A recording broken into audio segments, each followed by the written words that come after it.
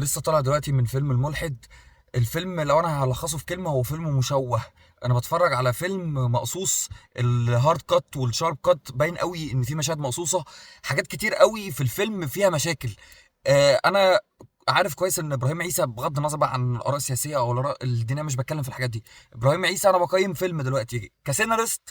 هو كويس، احنا شفنا فيلم الضيف، كان مكتوب سيناريو باحتراف.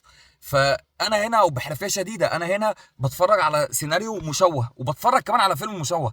يعني واضح ان الفيلم ده فيه تعديلات كتير اتعملت في الكتابه في السيناريو، وكمان بعد ما الفيلم خلص في مشاهد كتير اتشالت رقابيا بقى عشان الفيلم ينزل، وغير نهايه الفيلم اللي مش منطقيه، واللي انا مش فاهم ايه ده بجد. هو ايه ده؟ هو ايه؟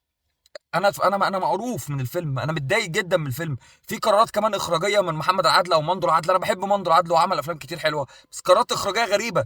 في حاجات كتير غلط في الفيلم. انا بتفرج على فيلم مشوه. اقسم بالله انا طالع من الفيلم مخنوق ومتضايق، لان الفيلم واضح ان كان فيه فكره، وواضح ان كان فيه رساله كانوا عايزين يوصلوها، وفلسفه معينه اتقدمت باسوا شكل ممكن، باسوا شكل ممكن. انا لو انا كنت مخرج في الفيلم ده، او لو انا يعني موجود من كاست الفيلم، كنت هطلعه احسن من كده ب 100 مره. وانا متفاهم ان هم كانوا عايزين يطلعوا احسن من كده، لان انا عارف كويس ان ابراهيم عيسى ومحمد عادل كان ممكن يطلعوا حاجه احسن من كده. بس خلاص بقى يا جماعه، لو انتوا، احنا عايشين في بلد او في مجتمع مش بيتقبل حاجه زي دي، ما كنتش عملتوا الفيلم. يعني الفيلم ما كانش ليه لازمه. الحاجه الوحيده اللي عدله في الفيلم بجد تمثيل محمود حميده وصابرين وحسين فهمي. غير كده انا بتفرج على بصراحه حته من الشمال على حته من اليمين، قص من هنا وركب، والموسيقى تبقى شغاله مره واحده هارد كات، تقطع الموسيقى، باين قوي ان مشهد بيتشال. ايه ده يا جماعه؟ ده ايه؟ في ايه؟ ايه في ايه بجد؟